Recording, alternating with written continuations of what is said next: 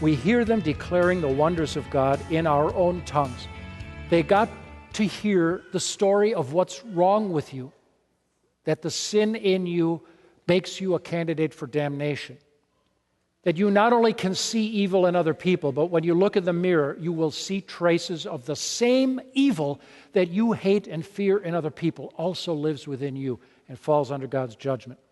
But you could also hear that only 50 days earlier was the crucifixion and resurrection of the Son of God to buy for people the forgiveness they need, to change their status from condemned to pardoned, to change their destination from hell to heaven, to change their tag from child of Satan to child of God, hopeless to hopeful, lonely to connected, miserable to joyful, pessimistic and bitter and depressed, changing it into hopeful and optimistic.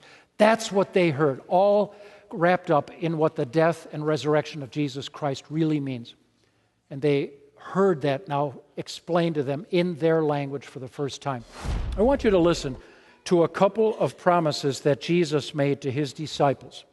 He said once, "This will result in your being witnesses to them, but make up your minds not to worry beforehand how you will defend yourselves, for I will give you words and wisdom that none of your adversaries will be able to resist or contradict." That's from Luke chapter 21. Did you catch that? Were you listening?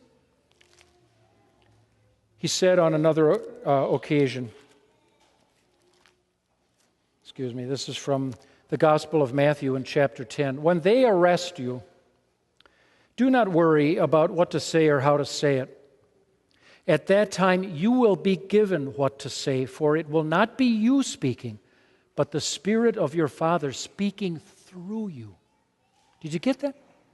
You will have a lot of excuses to give God, just like Jeremiah, just like Moses, of saying, "I can't.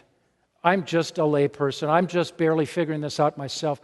I can't explain this to anybody else. There's too much confusion."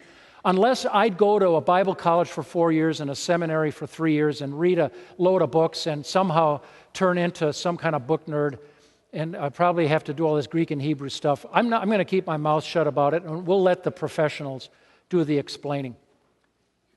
Wrong. And in Romans chapter 15, here's what Paul said. You know enough right now to be useful.